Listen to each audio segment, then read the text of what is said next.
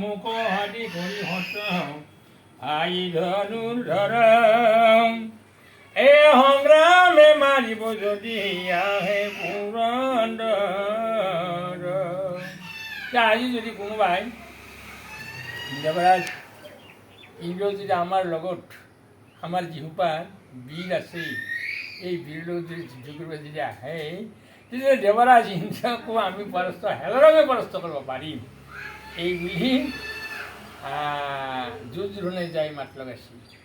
তাৰ ওচৰত সেই গুৰু তেওঁৰ গুৰুৰ ওচৰত দ্ৰোণাচাৰ্যৰ ওচৰত এ হৰিয়া অপজান্ত লেহেনা লেখি বাকৰ গহাও অজাৰ সেনাপতি ভৈলে ভীষ্ম পিতামহ। আৰু আমাৰ সেনাপতি কোন? ভীষ্ম। হে হৰিয়ংকৰ অহাতয় কহিনী হেনা পাণ্ডৱ দলৰ। আমাৰ হ'ল 11 অক্ষয়িনী আৰু পাণ্ডৱৰ হ'ল 7 অক্ষয়িনী। আৰু তথাপি আমাৰ হেনাৰ নেদেখো বল অ পাণ্ডৱৰ হেনা দেখি কালা নল। আমাৰ হেনাটো বল নাপাওঁ, পাণ্ডৱৰ হেনাৰ গোটেই একদম কালা নল যুদ্ধ ধৰি থাকে। আমাৰ 7 অক্ষয়িনী, আমাৰ হ'ল 11 অক্ষয়িনী, পাণ্ডৱৰ হ'ল 7 অক্ষয়িনী।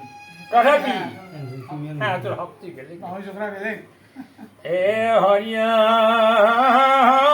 হেৰ জানি ভীষ্ম কৰা কি পৰস্পৰ অপৃষ্ঠভাগে আনে যেন নকৰ।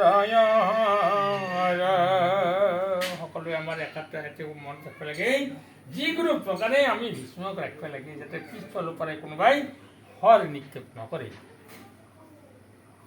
আৰু যাৱে ভীষ্ম থাকন তয়া মাক আমাৰ কাক ভয় আহবাৰে জীৱন ভীষ্ম জানিবা নিশ্চয়।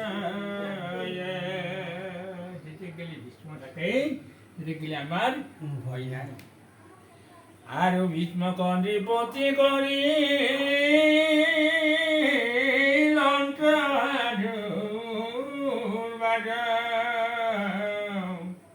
কৌতূহলে সেনাপতি হৰে সিংহ নাদ। আৰু ঢাক ঢোল মৃদংগ যে চুৰি কৰ তাল আপনৰ আনক ভেৰি ডগৰ কাল। আৰু গোমুখ কাংক মৃদংগ অঞ্জাৰ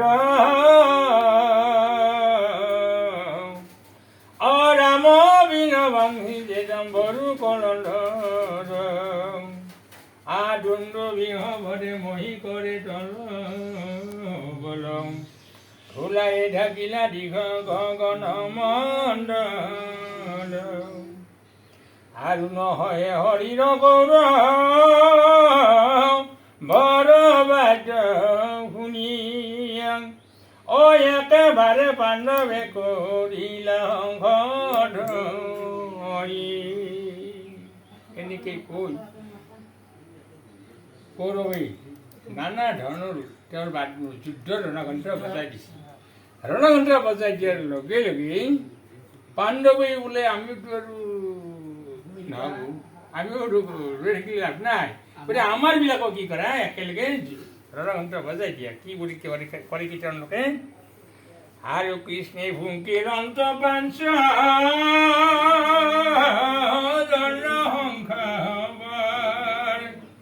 এ পঞ্চক সংঘক ভুকিল অন্ত বিকুৰ। কৃষ্ণে 500 শংখ ভুকিছিল আৰু তাকে দেখা পায় ভীমেই পঞ্চ শংখটো বজাই। আৰু যুধিষ্ঠিৰে বাইলা শংখ আনন্দ বাইলন্ত বিজয় অদেব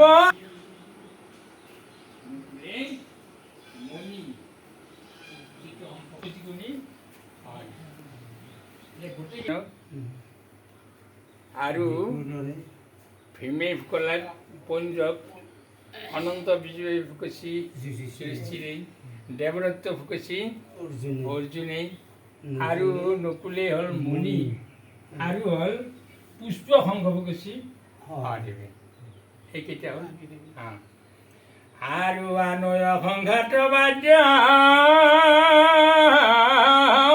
বাইলন্ত বিচাৰ অবাদ শুনি হৃদিকম্প ভৈলা কৌৰৱৰ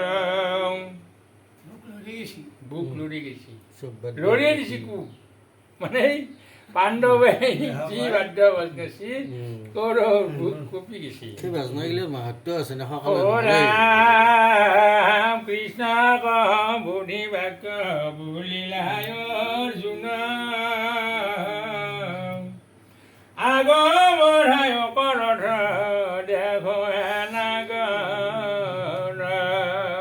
কি আমাৰ ৰাস্তান অলপমান আগবাঢ়ি পেলাই লোৱাচোন আমাৰ বাকীবিলাকনো কোনে ক'ত কেনেকৈ আছে আৰু বেহুৰ মধ্যত কোন আছে কোন ভাগে তাৰ অনুক্ৰমে যুদ্ধ কৰিবা লাগে আমি সেইমতে যাই যুদ্ধ কৰিব লাগিব